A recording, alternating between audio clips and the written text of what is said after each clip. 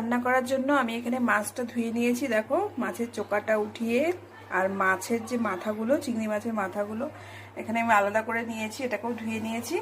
আর চিংড়ি মাছের মাথাটা হচ্ছে বাটা করব, তার জন্য অল্প একটু রসুন, অল্প একটু কাঁচা লঙ্কা নিয়েছি, এটাকে বাটা করব। তোমরা কে কে চিংড়ি মাছের মাথা বাটা খেতে ভালোবাসো অবশ্যই কমেন্ট করে জানাবে। আর হচ্ছে কি বলে, এখানে মাছটা তো ধুয়েই নিয়েছি।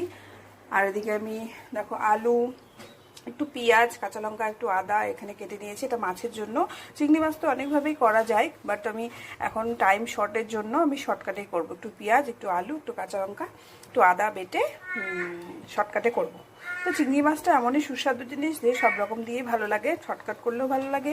আবার তুমি যদি চিংড়ি মাছের মালাইকারি করো বা কাঁঠাল চিংড়ি করো, সব কিছুই ভালো লাগে। তো আমার টাইম শর্ট, তার জন্য দেখো বাইরে ওয়েদারটা রোদ্দুর নেই, কিন্তু হাওয়া হাওয়া চলছে, বেশ ভালো লাগছে।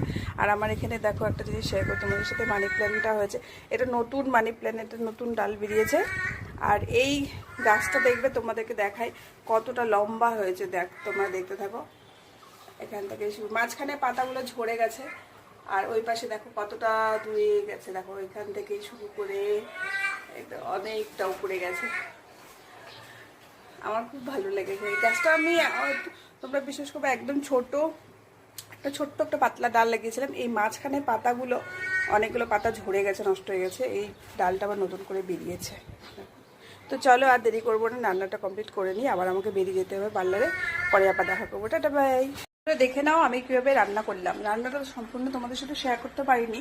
দেখো এখানে চিংড়ি মাছের ঝোল করলাম, আর এপাশে হচ্ছে চিংড়ি মাছের মাথা বাটা করলাম। তোমরা খেতে ভালোবাসো। আর এখানে দেখো আমার বাবু খেলছে, এখন আমার বাবুকে স্নান করাতে হবে, তারপরে আমাকে বেরোতে হবে। বাই।